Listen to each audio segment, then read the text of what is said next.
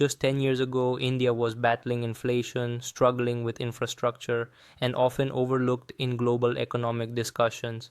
Fast forward to today, India has overtaken Japan to become the world's fourth largest economy with a staggering $4 trillion GDP. And guess what? This is just the beginning. In a dramatic shift that surprised even the experts, India's rise isn't just about numbers, it's about timing, policy, and the silent revolution of 1.4 billion people moving toward prosperity.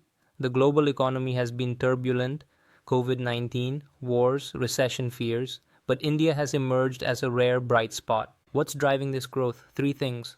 1. Digital infrastructure. From UPI to Aadhaar to Digital India, the government has digitized everything from banking to welfare.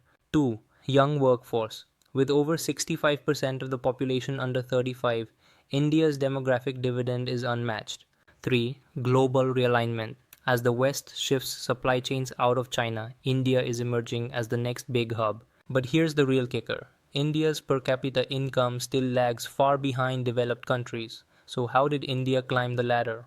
It's like a race where the runner starts slow but paces perfectly to sprint in the end. Now the world is taking notice. Stay with me, because in the next few minutes we'll break down the key moments, the policy changes, the untold stories, and what this means for you, whether you live in India or not. To understand India's rise, we need to rewind. The seeds of this transformation weren't sown overnight. It began in 1991 when India faced a major economic crisis. With just a few weeks of foreign reserves left, India was forced to liberalize its economy, scrapping license Raj, opening up markets, and inviting foreign investment. Fast forward to the Modi era, starting in 2014, India saw bold decisions like Make in India, Startup India, and Digital India. But it wasn't all smooth sailing. Demonetization in 2016 was a shock. GST in 2017, India's biggest tax reform, faced teething problems. Then came the pandemic. But instead of crashing, India digitized faster than ever. Kirana stores went online. UPI payments skyrocketed. Vaccines were distributed via the CoWIN platform, built in record time. And then came the PLI schemes, production linked incentives. This policy encouraged global companies to manufacture in India, from iPhones to semiconductors. Suddenly, India wasn't just a services giant, it was becoming a manufacturing powerhouse too. Foreign companies began shifting from China to India. Apple, Foxconn, Samsung, every big name wanted a slice of India's growing market and skilled, low-cost workforce. But one secret weapon nobody talks about: India Stack, a digital public infrastructure layer that includes Aadhaar, UPI, DigiLocker, and more.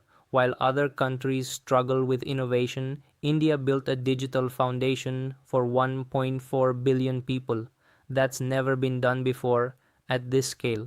Now let's talk geopolitics, because India's rise isn't happening in a vacuum. While China faces global backlash, sanctions, and supply chain distrust, India is quietly stepping into the spotlight.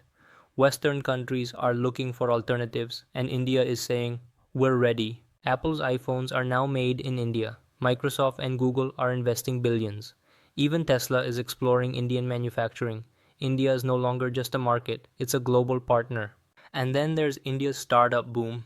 Back in 2015, the idea of Indian unicorns was rare. Fast forward to today, India is the third largest startup ecosystem in the world. Over 100 unicorns and thousands of startups in fintech, edtech, health tech, you name it. Zerodha, Cred, Swiggy, Byju's, Misho, Zepto, the youth aren't just job seekers anymore. They're job creators. And guess what? Many of them are building for Bharat, not just urban India. Behind this digital revolution is a rising middle class.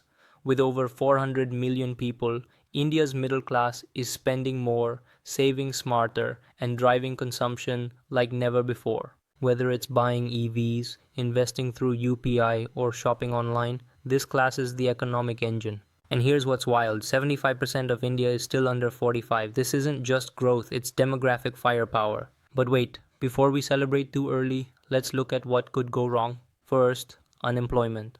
Despite the booming economy and rising startups, job creation hasn't kept pace with the number of youth entering the workforce.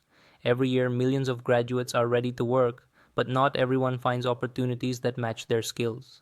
Then comes income inequality. Yes, the middle class is rising, but so is the gap between the rich and poor. Urban India is surging, but rural India still struggles with basic infrastructure, education, and healthcare. If India doesn't balance this growth, it risks creating a two-speed economy. Corruption and bureaucracy still slow things down. Red tape kills innovation. And until policies become more streamlined and business friendly at all levels, many investors and entrepreneurs remain frustrated. And then there's the geopolitical uncertainty. India's location, right between China, Pakistan, and the Middle East, makes it strategically powerful but also vulnerable. Border tensions, diplomatic shifts, and global trade wars could disrupt momentum at any time. But despite all this, the path to the top three is real. If India can continue improving its infrastructure, build on its demographic advantage, fuel the digital economy, and stay focused on inclusive growth, it can realistically challenge Germany and Japan to become the third largest economy within the next 5 to 6 years. The world is watching. The next chapter of the global economic order is being written, and India, it's holding the pen. So, what does this all mean? It means India is no longer just a rising star. It's now a global economic heavyweight, the fourth largest economy in the world, and climbing. But more than the numbers, it's about aspiration. A nation once colonized, now influencing the global order. A country of ancient wisdom, now leading with innovation. A place where a chaiwala can become prime minister, and a startup from a tier 2 city can become a unicorn. This is India's moment, a moment to dream bigger, to build stronger, to ensure that growth reaches every corner of the country, not just the metros, a moment to create not just wealth but impact. The world's eyes are on India, not as a market but as a leader, not as a follower but as a trendsetter. And as we cross milestones like this, one thing becomes clear. The future is not coming.